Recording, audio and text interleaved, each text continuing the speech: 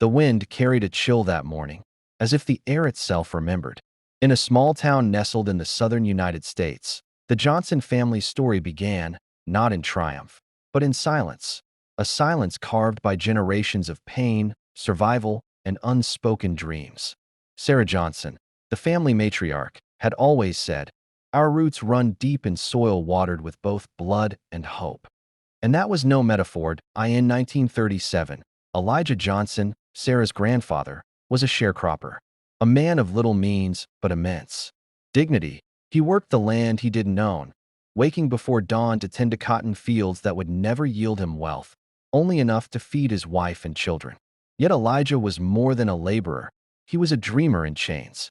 He taught his children to read under candlelight, using tattered books discarded by white schools. He told them, "Knowledge is how we fight back. They can't change your mind." But the world didn't smile on Elijah's defiance. One cold evening, after young Elijah Jr. refused to call a white boy sir, their house was burned.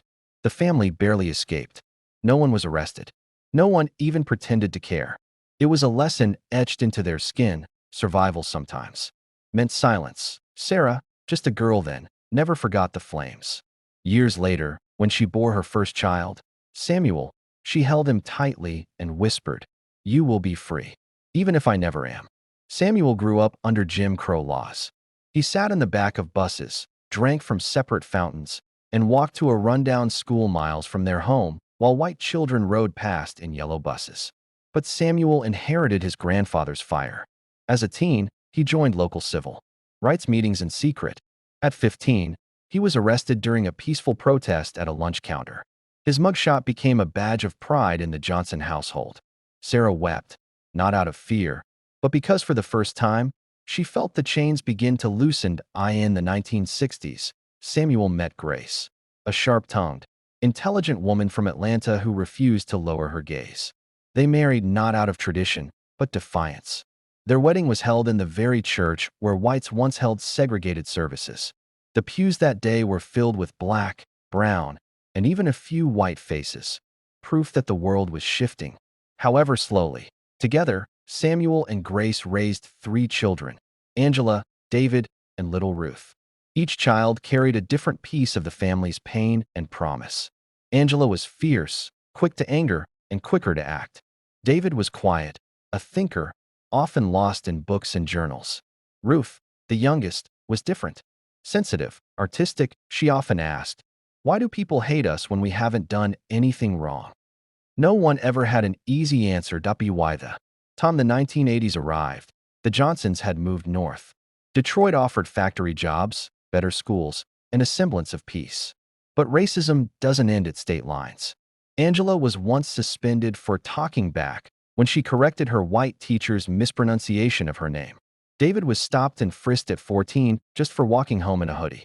Ruth, at 10, came home crying because a classmate said she looked like a monkey. Grace comforted her, wiping away tears and telling her, "You are descended from queens."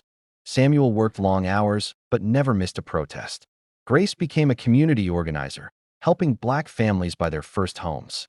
They were quiet, revolutionaries, fighting not with fists, but with perseverance. Still, not all battles were public.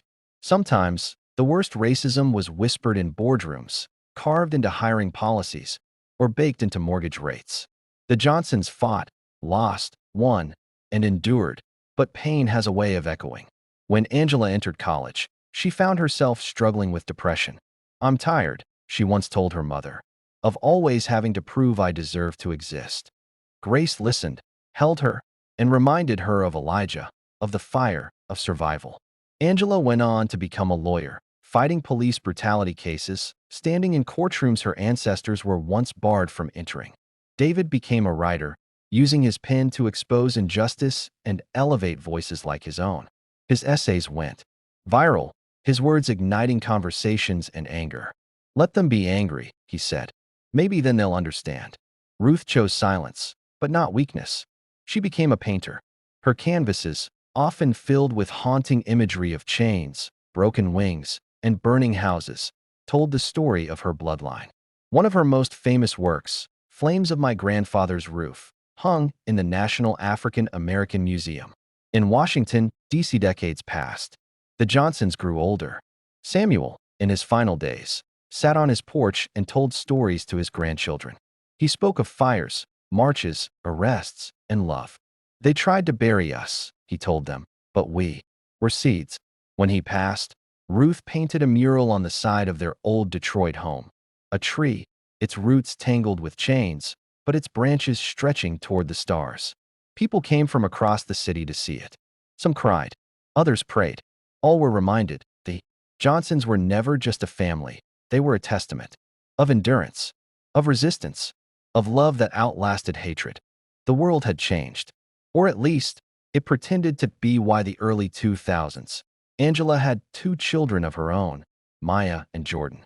They were bright, ambitious, and raised in a world where cell phones captured injustice and hashtags trended before justice arrived. But though the signs outside the buildings had changed, the eyes inside hadn't. Maya, at 16, was followed around a store while her white friend was left alone. Jordan, at 13, was pulled over with his mother because the officer claimed their taillight was out. It wasn't. Angela watched history repeat itself in her children's tears. It made her furious, but not hopeless. "You are your ancestors' wildest dreams," she told them. "You will not break." Meanwhile, David had moved to New York, where he taught African American literature at a university.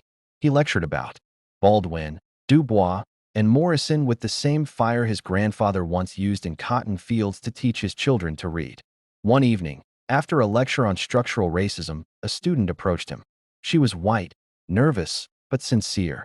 "I never understood it like that before," she said. "I want to help." David smiled, his eyes tired but kind. "Then start by listening." Ruth, the painter, remained in Detroit. She never married, never moved, never stopped creating. Her studio was filled with stories of pain, yes, but also of healing. Her piece, The Bench Where He Waited, depicting a black man sitting beneath a burning sky, won international acclaim. But Ruth never painted for awards. She painted for memory, for ghosts, for truth. In 2012, the family gathered again. This time not for grief, but for celebration. It was the unveiling of a statue in the center of town, honoring local civil rights heroes. Among them, a bronze figure stood tall, Samuel Johnson, depicted mid-march, a child in one hand, a protest sign in the other. Grace stood before it, now gray-haired, her cane trembling slightly as she leaned on it.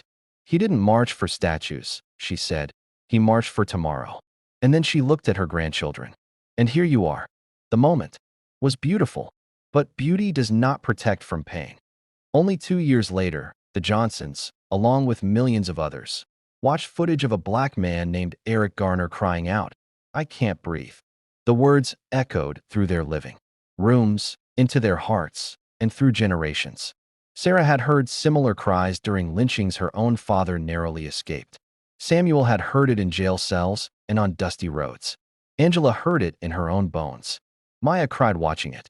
Jordan punched his bedroom wall. A new wave of resistance began, and the Johnsons joined it. Not just in streets, but in courtrooms, classrooms, and on campuses. David wrote op-eds titled, "Why We Still Can't Breathe." Angela stood before state senators, demanding police reform. Ruth painted murals over graffiti-covered walls that now bore names like Breonna, Tamir, and Floyd. The past was no longer in black and white photographs. It was alive, breathing, and burning. One summer evening, the whole family gathered again, 4 generations now, at the old Detroit house. Grace, now frail but fierce, sat surrounded by her descendants. They asked her about the past. What was the worst part? Maya asked. Grace looked out the window for a long moment. "The silence," she whispered. "Not the violence, not even the poverty. The silence. When people knew it was wrong and said nothing. When they saw suffering and turned away. That's what made it hurt the most." Jordan leaned in. "What do we do with all this now, Grandma?" She smiled, eyes shining. "You speak. Loudly. Even when your voice shakes. Especially when your voice shakes." Ruth picked up her sketchbook and began drawing, her pencil dancing across the page. David scribbled a new essay title in his notebook. Angela kissed her mother's forehead. That night, Maya wrote a poem that would go viral the next day. Jordan filmed it, and posted it online. It wasn't just art. It was war. A war for dignity. In 2020, when protesters filled the streets again, the Johnson family walked among them, shoulder to shoulder with strangers who were no longer strangers. Ruth's murals adorned buildings downtown. David's words were read. At vigils, Angela was asked to speak at the Capitol. The family that once fled a burning house now lit fires of truth across the nation. But the story didn't end in marches or murals. In 2023, Maya graduated with honors in political science. In her speech, she quoted her great-great-grandfather Elijah. "They can't chain your mind." She spoke of legacy, pain, and persistence. The crowd stood in silence, then erupted in applause. David wept quietly in the back row. The Johnsons had survived slavery, segregation, police brutality, and the crushing weight of history. But more than survive, they had transformed. Grief into action, pain into poetry, chains into roots. And yet, they knew the work wasn't done. Racism wasn't defeated. It had just learned to wear new clothes. But they were ready because they had been taught from the beginning that hope is a rebellion, that resistance is a form of love, that speaking truth is sacred, and that even echoes, given enough voice, can become thunder.